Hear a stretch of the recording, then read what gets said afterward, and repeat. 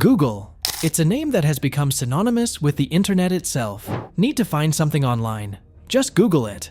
But what if I told you that every time you search, browse, or even just move around with your phone in your pocket, Google is watching you? The tech giant's reach extends far beyond just helping you find the nearest coffee shop or the answer to a trivia question. Google is tracking your every move, and the implications of this go far deeper than most people realize. Today, we're pulling back the curtain on the ugly side of Google and exposing how they are tracking you everywhere you go. The omnipresence of Google started as a search engine in 1998, but it didn't take long for it to grow into something much bigger. Today, Google is a behemoth, with its fingers in almost every aspect of our digital lives. From Gmail and YouTube to Android phones and Google Maps, the company has created an ecosystem that billions of people use every day. And with that usage comes an unprecedented level of data collection. Every time you use a Google product, you're feeding information back to Google. It doesn't matter if you're searching for a recipe, watching a video, or just checking your email. Google is collecting data on what you're doing, where you're doing it, and even who you're doing it with. This data is then used to build a detailed profile of you, which Google can use to target ads, improve its services, and ultimately, make more money. But how exactly does Google track you? And what are they doing with all this data? Your every search tracked. Let's start with the obvious, Google search. Every time you type a query into Google, the company logs it, but they don't just track what you're searching for. They also track when you searched for it, where you were when you searched, and what device you used. Over time, this information allows Google to build a profile of your interests, habits, and routines. Google uses this data to serve you targeted ads. If you've ever searched for a product and then seen ads for that product follow you around the internet, you've experienced this firsthand. By tracking your searches, Google can infer a lot about your life, your health concerns, your political views, your shopping habits, and even your relationships. But it doesn't stop there. Google's tracking goes far beyond its search engine. The Android ecosystem, a surveillance machine. If you're using an Android phone, Google's reach is even more pervasive. Android, the world's most popular mobile operating system, is owned by Google. This means that every time you use your phone, Google is collecting data on you. Your location, for example, is constantly being tracked. Even if you turn off location services, your phone can still be tracked using nearby Wi-Fi networks, Bluetooth beacons, and cell towers. Google uses this data to build a detailed map of your movements, tracking where you go, how long you stay there, and how often you visit. This location data is incredibly valuable. It can be used to target ads based on your physical movements, like showing you ads for a coffee shop when you're nearby. But it can also be used for more nefarious purposes. For example, your location data could be subpoenaed by law enforcement or sold to third parties without your explicit consent. But location is just the tip of the iceberg. Google also tracks your app usage, your calls, your messages, and even your interactions with smart home devices like Google Home or Nest. This allows Google to create an incredibly detailed profile of your daily life, right down to when you wake up, when you go to work, and when you go to bed. The web of Google services. It's not just Android users who are being tracked. Google's vast array of services, from Gmail and Google Maps to YouTube and Google Photos, all feed into its data collection machine. Gmail, for example, scans your emails for keywords and phrases. While Google claims this is to help improve your experience, like suggesting replies or organizing your inbox, the reality is that it's also used to serve you targeted ads. If you receive an email about a flight, for instance, you might start seeing ads for hotels or car rentals at your destination. Google Maps is another major source of data.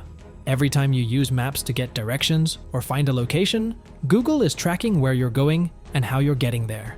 This data is used to improve Google's services, like providing real-time traffic updates, but it's also used to build a more detailed profile of your movements. And then there's YouTube, the world's largest video platform. Every video you watch, every comment you leave, and every channel you subscribe to is tracked by Google. This data is used to recommend more videos you might like, but it's also used to build a profile of your interests and preferences, which can then be used to target ads. Even Google Photos isn't safe. The service uses facial recognition technology to identify people in your photos, and it can automatically categorize your images based on location, date, and even the content of the photo itself. This data is incredibly personal, and it's all stored on Google's servers. Google's ad empire. So why does Google collect all this data? The simple answer is money. Google's primary business model is advertising, and the more data they have on you, the more valuable you are to advertisers. Google's ad platform, Google Ads, is the largest in the world. It allows advertisers to target users based on a vast array of data points, from demographic information like age and gender, to more specific details like interests, search history, and location. This level of targeting allows advertisers to reach the right people with the right message at the right time, making Google's ads incredibly effective and incredibly lucrative. In 2023 alone, Google generated over $200 billion in ad revenue, and that number is only growing. But as Google's ad empire expands, so too do concerns about privacy and data security. The privacy concerns. The amount of data Google collects is staggering, and it raises serious questions about privacy. Even if you trust Google to use your data responsibly, the fact remains that this data is a massive target for hackers, governments, and other malicious actors. In recent years, there have been numerous high-profile data breaches and privacy scandals involving Google. In 2018, for example, it was revealed that a bug in Google Plus exposed the personal data of hundreds of thousands of users. While Google claimed that no data was misused, the incident highlighted the risks of storing so much personal information in one place. There are also concerns about how Google shares your data with third parties. While Google has strict policies about how third parties can use data collected through its services, there's still a risk that your data could end up in the wrong hands. For example, Google has been criticized for sharing data with law enforcement agencies, even when users haven't been charged with a crime. And then there's the issue of consent. While Google does provide privacy settings that allow you to control what data is collected and how it's used, these settings are often buried in menus and can be difficult to navigate. Many users simply don't realize how much data they're sharing with Google, or they don't know how to opt out. What can you do? So, what can you do to protect your privacy from Google's all-seeing eye? The first step is awareness. Understanding how Google tracks you and what data they collect is the key to taking control of your privacy. One option is to use alternative services that don't track you as aggressively. For example, you could use DuckDuckGo instead of Google Search, or ProtonMail instead of Gmail. While these services may not offer the same level of convenience as Google, they do provide better privacy protections. Another important step is to regularly review your Google account settings. Google provides a tool called My Activity that shows you exactly what data they've collected on you, and you can delete this data if you choose. You can also adjust your privacy settings to limit what data is collected and how it's used. If you're concerned about location tracking, you can disable location services on your phone or use a VPN to mask your location. However, keep in mind that even with these measures, it's difficult to completely avoid being tracked. Conclusion: the true cost of Google's services. Google offers incredible services that have revolutionized the way we live and work. But these services come at a cost, and that cost is your privacy. By tracking your every move, Google is able to build a detailed profile of you that's used to target ads and generate billions in revenue.